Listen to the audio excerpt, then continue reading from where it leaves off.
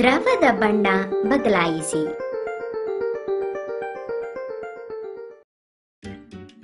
ಜಾದೂ ಮೂಲಕ ದ್ರವದ ಬಣ್ಣ ಹೇಗೆ ಬದಲಾಯಿಸುವುದೆಂದು ಕಲಿಯೋಣವೇ? ಈ ಬಣ್ಣ ಬದಲಾವಣೆಯಿಂದ ದ್ರವವು ಆಮ್ಲವೇ ಅಥವಾ ಆಲ್ಕಲಿಯೇ ಎಂದು ತಿಳಿಯಬಹುದು.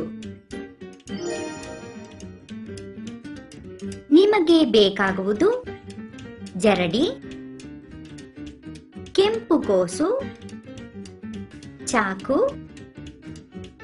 ಹೆಚ್ಚಲು ಮಣೆ, ಬಾಣಲೆ, ಚಮಚ, 4 ಚಿಕ್ಕ ಜಾರ್ಗಳು, ಡಿಸ್ಟಿಲ್ಡ್ ಅಥವಾ ಶುದ್ಧೀಕರಿಸಿದ ನೀರು, ನಿಂಬೆ ರಸ, ವಿನೆಗರ್, ಅಡಿಗೆ ಸೋಡಾ,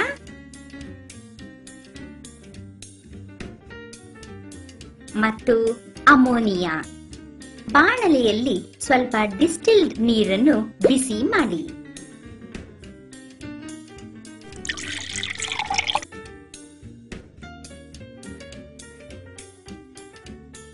ಕೆಂಪು ಕೋಸನ್ನು ಸಣ್ಣ ಸಣ್ಣ ತುಂಡುಗಳಾಗಿ ಹೆಚ್ಚಿ ಬಾಣಲೆಯಲ್ಲಿ ಹಾಕಿ. ಈಗ ಕೋಸಿನ ನೀರು ತಣ್ಣಗಾಗಲು ಬಿಡಿ.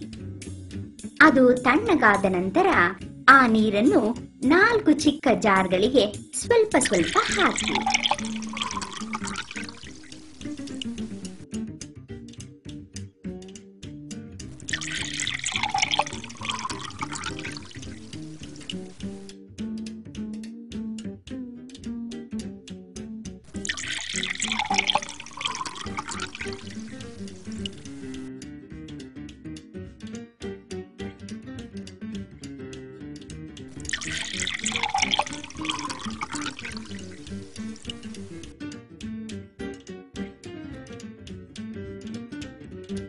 ನಿಂಬೆ ರಸ ಹಾಗೂ ವಿನೆಗರ್ ಪರೀಕ್ಷಿಸಿ.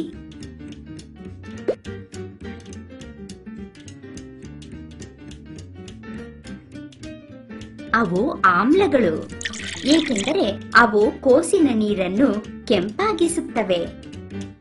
ಈಗ ಡಿಸ್ಟಿಲ್ಡ್ ನೀರಿಗೆ ಕೋಸಿನ ನೀರನ್ನು ಸೇರಿಸೋಣ.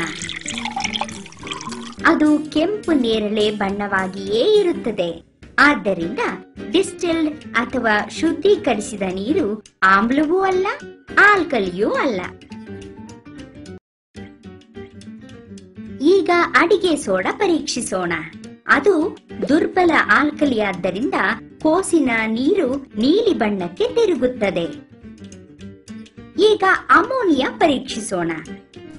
ಏನಾಗುತ್ತದೆ?